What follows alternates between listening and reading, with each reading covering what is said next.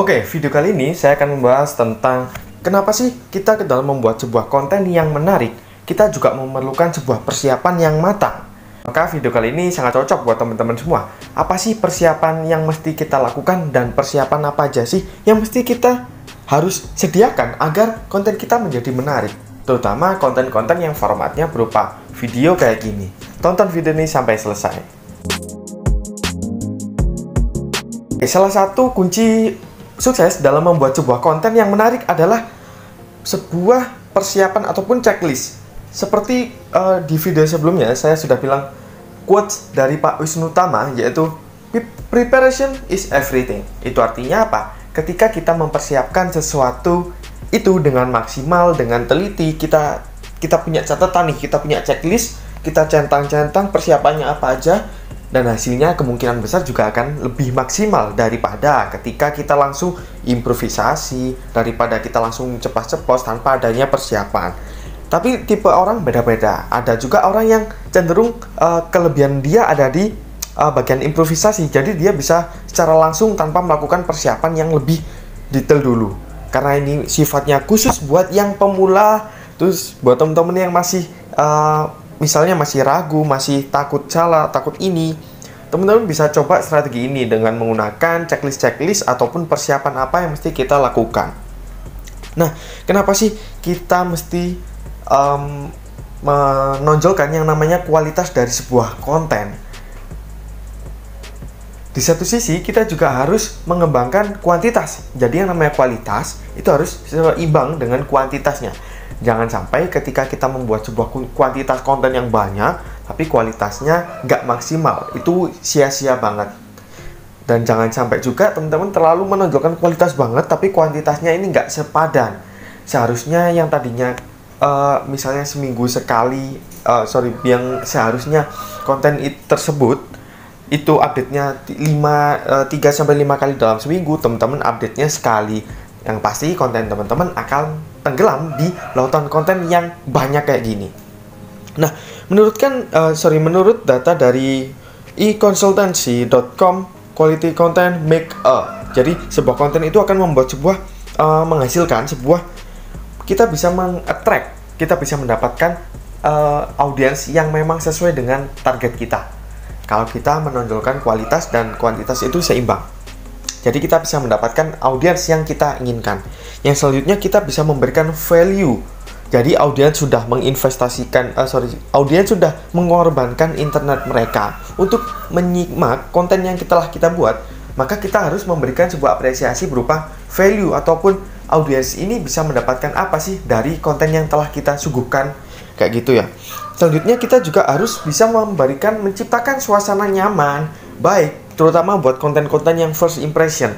Jadi ketika orang baru pertama kali lihat konten teman-teman, terus mereka langsung bosen, mereka nggak tertarik, itu bakal sulit banget buat bikin mereka kenal lebih dalam dari teman-teman semua. Itu artinya apa? Setiap konten harus bisa menciptakan sebuah suasana first impression yang baik. Meskipun ke audiens baru ataupun ke audiens lama, suasananya juga harus membangun dan nyaman. Kalau saya lebih cenderung sekarang ini lebih cenderung suka ngomong kayak depan kamera gini. Soalnya kata teman-teman juga lebih kedekatan ini lebih terjalin. Habis itu teman-teman juga merasakan apa yang saya rasakan, terus vibe-nya ataupun rasa di sini tuh teman-teman bisa juga turut merasakan juga. Misalnya saya lagi semangat, saya lagi slow down dan lain sebagainya. Selanjutnya ketika kita membuat sebuah konten yang berkualitas diimbangi dengan kuantitas juga, maka apalagi isi kontennya adalah konten yang memberikan suatu solusi atau bisa membantu orang lain. Kalau di video sebelumnya saya sudah membahas juga konten seperti apa sih yang bisa kita buat, gimana caranya kita membuat sebuah konten itu bisa mengandung sebuah hipnotis. Yang tadinya unaware, si audiens itu mereka jadi aware. Nah, oke, sekarang kita mulai masuk ke checklist yang mesti kita persiapkan agar kita bisa menghasilkan konten yang menarik, konten yang berkualitas, dan juga kuantitasnya ini sesuai. Oke, mulai yang pertama yaitu content message. Goals dari konten yang akan kita buat itu apa? Contoh video kali ini saya sudah membuat konten message-nya dengan jelas. Saya ingin membantu teman-teman semua sharing nih checklist ataupun persiapan apa aja yang mesti kita lakukan agar kita bisa menghasilkan konten-konten yang menarik. Dengan adanya, ini bukan contekan, bukan apa, tapi ini adalah tools yang akan membantu kita untuk membuat konten jauh lebih menarik lagi. Tipe orang beda-beda seperti yang sudah saya sampaikan di awal. Seperti itu. Yang pertama harus jelas, goals dari konten itu apa? Mau menghibur, edukasi, atau sharing, atau langsung jualan, atau seperti apa? Itu harus jelas dulu. Oke, itu yang pertama. Kontennya harus jelas mau dibuat apa. Terus yang kedua yaitu delivery skill. Nah, skill delivery ini nggak cuma tentang gimana caranya promosi, caranya bikin teaser, cuplikan video, terus posting di sana-sini. Nggak cuma itu, tapi skill presentasi. Misalnya, kalau format video kayak gini, gimana sih caranya ngomong depan kamera, gimana caranya berusaha fokus menatap kamera ini, terus gimana caranya berusaha ngajak ngobrol audiens. Itu kalau formatnya video. Kalau audio, gimana caranya kita bisa menginfluence kalimat-kalimat yang audio yang kita keluarkan, itu bisa serasa ada teman ngobrol buat audiens. Kalau formatnya gambar, teks, itu gimana caranya copywriting, habis itu permainan kata-katanya itu bisa seakan-akan kita nggak membaca artikel jadul kayak gitu ya, tapi kita seakan-akan diajak ngobrol oleh konten tersebut, padahal formatnya adalah gambar. Nah, itu semua ada tekniknya dan teman-teman bisa mempelajari. Kalau format video kayak gini, teman-teman bisa mempelajari kayak public speaking-nya simple, terus intinya teman-teman itu bisa goals dari kalau kebanyakan orang ini ya, terutama waktu saya masih awal-awal dulu, masih teman-teman bisa cek video pertama di YouTube saya, itu skill public speaking, bukan public speaking secara formal, secara intimate gitu ya, tapi gimana caranya saya bisa menyampaikan apa yang ingin saya sampaikan, terus audiens itu paham. Udah, itu aja intinya. Sekarang teman-teman bisa juga mempelajari hal tersebut buat membuat sebuah konten yang juga menarik. Terus yang ketiga yaitu support equipment. Jadi hal-hal apa aja yang mensupport kita untuk menghasilkan konten-konten yang menarik. Contoh paling sederhana, saya menggunakan tripod. Tripod ini adalah equipment paling penting, salah satu yang paling penting, karena itu membantu saya buat bikin video kayak gini. Kamera saya taruh, hasilnya stabil, nggak gerak-gerak. Terus saya juga bisa nggak fokus ke gimana caranya kamera ini nggak gerak, karena sudah ada panduan tripod. Terus menggunakan mic, bantuan seperti clip on, terus ada lighting juga. Itu salah satu equipment yang mesti kita miliki. Tapi tergantung dari budget teman-teman masing-masing.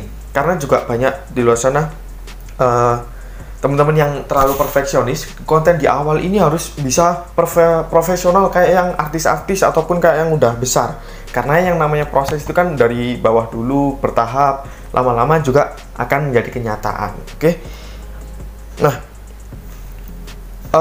tadi yang ketiga yaitu support equipment. Itu tadi berupa tripod, trip on, dan lain sebagainya. Nah, support equipment ini nggak cuma berupa barang, tapi seperti misalnya teman-teman buku ini, Brand Creator Book. Ini adalah suatu notebook, planner book yang akan membantu teman-teman semua gimana caranya membuat konten dari awal sampai akhir, terus riset kontennya seperti apa. Habis itu teman-teman di sini akan cenderung lebih banyak action karena mengkonsep konten ini mau dijadikan seperti apa. Teman-teman bisa lakukan di Brand Creator Book ini. Ini salah satu equipment pendukungnya. Karena kan kemungkinan besar mayoritas penonton video ini yang saya hasil riset, mayoritas cuma punya satu smartphone ataupun satu gadget. Itu artinya apa? Ketika teman-teman mengkonsepnya di HP, terus HP-nya ini buat rekam video, kan teman-teman nggak ada contekan, nggak ada panduan. Nah, teman-teman bisa menggunakan buku-buku seperti itu. Tapi di sini juga teman-teman akan misalnya bingung gimana ya caranya riset ide konten. Nah, di sini juga ada panduannya. Tuh, ini udah ada panduannya. Habis itu, kalau misalnya terus cara strateginya agar konten kita itu bisa lompat lebih tinggi di antara banyak konten-konten lainnya, konten kita bisa menonjol. Itu caranya gimana? Itu seperti ini juga ada framework ataupun strategi-strateginya. Itu sih salah satu alasan saya kenapa mendesain buku ini seperti itu, karena itu sangat memudahkan saya dalam membuat konten yang menarik buat audiens. Oke, selanjutnya masuk ke checklist yang keempat, yaitu self investment. Jadi yang namanya investasi itu nggak cuma berupa alat seperti ini, tapi juga leher ke atas seperti ilmu ya.